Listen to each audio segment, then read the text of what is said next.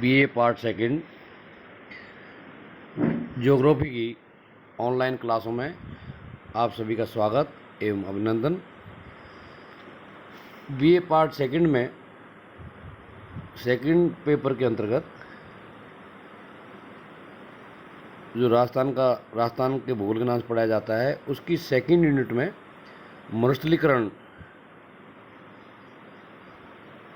एक अध्याय है जिसकी चर्चा आज हम करेंगे कि राजस्थान में मरुस्थलीकरण की क्या स्थिति है। क्योंकि हम सब जानते हैं राजस्थान में मूल निवासी होने के नाते कि राजस्थान का जो पश्चिम भाग है मरुस्थल के अंतर्गत आता है और मरुस्थलीकरण के क्या कारण है, इसको कैसे रोका जा सकता है और इसका किस तरह का इतिहास रहा है, इसकी हम चर्चा करेंगे। पृथ्वी का लगभग 29% भूभाग स्थल मंडल के अंतर्गत पाया जाता है। उसका 35% भाग मरुस्थलीकरण की समस्या से जूझ रहा है, जहाँ पर विश्व की लगभग 15% जनसंख्या प्रभावित हो रही है। विश्व के अधिकांश मरुस्थल अफ्रीका तथा एशिया तथा आंशिक रूप से उत्तरी अमेरिका, दक्षिणी अमेरिका, ऑस्ट्रेलिया में इसका विस्तार है। मरुस्थल दो प्रकार के पाए जाते हैं, शीत मरुस्थल तथा उष्ण मरुस्थल। विभिन्न जो कारण है उसकी वजह से विभिन्न भागों में मरुस्थलीकरण लगातार हो रहा है। मरुस्थल मानव की असीमित लालसा के प्रति प्रकृति का उत्तर है, यानी कि जो हम विभिन्न गतिविधियां कर रहे हैं उसके कारण लगातार मरुस्थल बढ़ रहा है। सामान्यतः मरुस्थल का अर्थ होता है मृत भूभाग, जिसमें सतही जल का अभाव हो जाता है, मिट्टी में जैविक तत्वों तथा नमी का अभाव होता है। जबकि मरुस्थलीकरण एक प्रक्रिया है जिसमें मरुस्थल की समान दशाएं उत्तरोत्तर विकसित होती रहती है। सामान्यतः मरुस्थलीकरण को मानव द्वारा प्रवाहित मृदा अपरदन की क्रिया के कारण उपजाऊ भूमि को बंजर, अनुपजाऊ भूमि में परिवर्तन होना बताया गया है। मरुस्थल की क्रिया शुष्क तथा अशुष्क जलवायु क्षेत्रों में कृषक तथा पशुपालकों द्वारा अति कृषि तथा अतिचारण द्वारा मृदा का उपयोग उसकी क्षमता से अधिक करने पर होता है। मरुस्थलीकरण की प्रक्रिया में भूमि की जैविक क्षमता का ह्रास या कमी हो जाती है, जिसमें मरुस्थल की समान दशाएं उत्पन्न हो जाती है और विपरीत तथा अनिश्चित जलवायु दशाओं से उक्त पारिस्थितिक तंत्र का व्यापक पैमाने पर विनाश हो जाता है। अतः मरुस्थलीकरण मुख्यतः अतिचारण, अति वन दोहन, अति हलन क्रिया, अनुचित मृदा तथा जल प्रबंधन तथा भूमि प्रदूषण द्वारा आरंभ और तीव्र गति से बढ़ता है।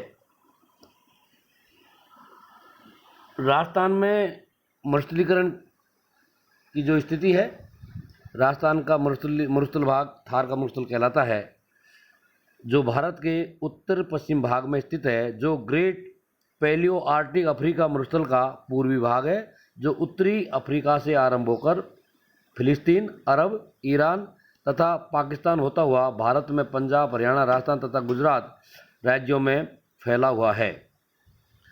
राजस्थान का लगभग 57% भाग इसके अंतर्गत आता है, जहां पर राज्य की 40% जनसंख्या निवास करती है और इसमें राज्य के पश्चिमी जिले गंगानगर, हनुमानगढ़, बीकानेर, जैसलमेर, जोधपुर, नागौर, जालोर, बाड़मेर, पाली, चूरू, सीकर और झुंझुनू जिले आते हैं। यह मरुस्थलीय भाग भी दो भागों में विभाजित है, शुष्क रेतीला मैदान तथा अर्ध शुष्क रेतीला मैदान। थार मरुस्थल की उत्पत्ति के संबंध में अलग अलग प्रकार के मत है।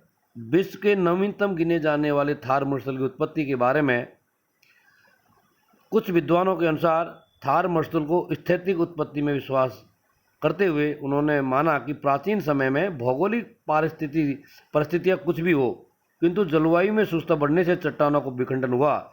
ये छोटे कणों में विघटित होकर बालू का कणों में परिवर्तित होती गई, जिसके कारण मरुस्थल का जन्म हुआ।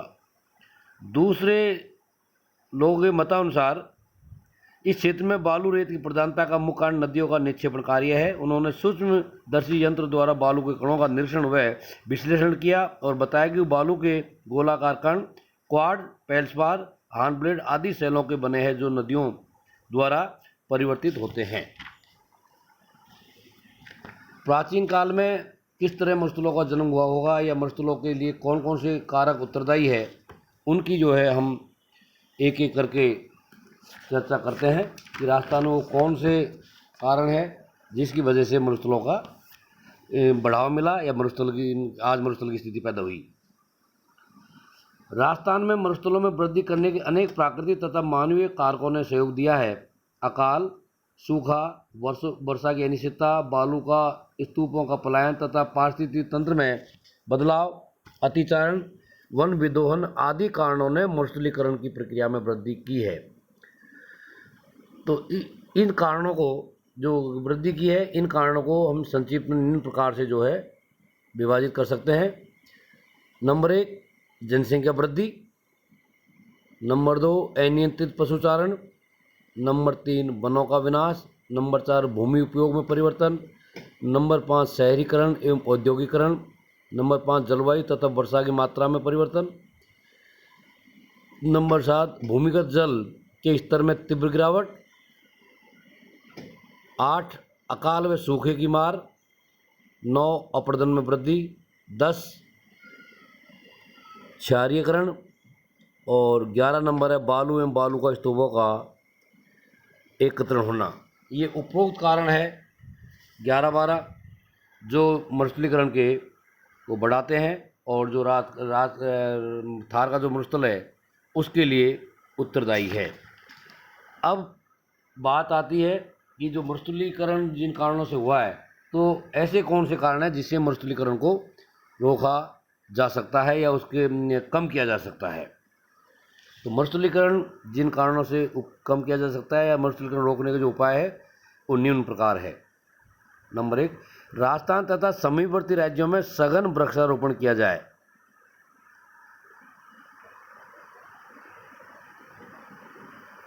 राज्य में वास्तविक वन क्षेत्र 1.8% भूभाग से भी कम है।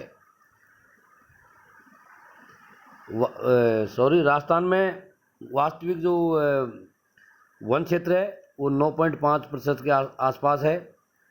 इस स्थिति को बदलने के लिए स्थानीय वृक्ष प्रजातियों का बड़े पैमाने पर वृक्षारोपण किया जाए, जो कि सामाजिक वानिकी, कृषि वानिकी एवं खेती के द्वारा ही संभव हो सकता है। नंबर 2 कारण आंधी व तूफान द्वारा रेत के बहाव को रोकने के लिए 2-2 मीटर ऊंची लोहे की चादरें लाइन में खड़ी की जाए, जिससे रेत आगे बढ़ने से रुक सके। हवा के बहाव की दिशा में पेड़ों की पट्टियां लगाई जाए, जिससे जो है भूमि का कटाव कम हो। यहाँ पर स्थानीय वृक्ष जो यहाँ आसानी से उग सकते हैं, जैसे खिजड़ी, फोग, रोहिड़ा, कीकर, कुमर, सरस, नीम, कैर, बोरडी आदि को लगाया जाए ताकि जो अच्छी तरह पनप सके। नंबर 3 अरावली पर्वतमाला के सभी अंतरालों में घनी पादप सुरक्षा पट्टी स्थापित की जाए, जिससे मरुस्थल का पूर्व की ओर विस्तार न हो सके। नेक्स्ट है राजस्थान की रेतीली भूमि में सघन वृक्षारोपण किया जाए। इससे जलाव लकड़ी की समस्या दूर होगी और मरुस्थलीकरण वनस्पति काटने पर रोक लग जाएगी। अगला है जल व मिट्टी संरक्षण के लिए महत्वपूर्ण वृक्षों की प्रजातियों के कटान पर पूर्ण रूप से प्रतिबंध लगाया जाए। अन्य वृक्ष प्रजातियों को भी संरक्षण प्रदान किया जाए। नेक्स्ट अगला है जलाव लकड़ी पर निर्भरता कम करने के लिए ऊर्जा के अन्य सस्ते साधनों का विकास किया जाए, जिससे कि वनों का काटने पर रोक लग सके। अगला है पशु संख्या पर नियंत्रण किया जाए, जिससे कि चारागाह भूमि पर दबाव कम हो सके। मरुस्थलीय घासें बोई जाए, जिससे पशुओं को चारा भी मिल जाए और रेत के टीलों का स्थिरीकरण हो सके। नए चारागाह क्षेत्रों का वैज्ञानिक ढंग से विकास किया जाए। अगला है रेतीले तथा क्षारीय बंजर भूमि का उपयोग किया जाए। उसके बाद है रेतीले टीलों का स्थिरीकरण हेतु पेड़ों की पट्टियां तथा घास उगाई जाए। अगला है विमानों से बीज बुआई को प्रोत्साहन दिया जाए। उसके बाद है कृषि वैज्ञानिक उपाय उपयोग के लिए जैसे खेती के लिए मिट्टी की न्यूनतम खुदाई की जाए, किसानों को गर्मियों में खेतों की जुताई न करने को प्रोत्साहित किया जाए, रासायनिक उर्वरकों का कम तथा कंपोस्ट खाद का उपयोग ज़्यादा किया जाए तथा भूमि उपयोग के उचित प्रबंधन द्वारा मिट्टी का संरक्षण किया जाए। अगला है सिंचाई के पानी का सतही उपयोग किया जाए तथा फव्वारा व बूंद बूंद सिंचाई प्रणाली को प्राथमिकता दी जाए। अगला नेक्स्ट है खनन गतिविधियों के साथ वृक्षारोपण को अपनाने पर जोर दिया जाए। तो ये वो कारण है जिनको अपनाकर हम रेगिस्तानीकरण को कम कर सकते हैं या उसको रोकने में की दिशा में कदम हम जो है बढ़ सकते हैं। तो इस प्रकार से हमने जो राजस्थान में जो मरुस्थलीकरण की समस्या है उसके कौन कौन से कारण रहे होंगे या है और मरुस्थलीकरण कैसे रोका जाए उनके बारे में विचार किया। धन्यवाद।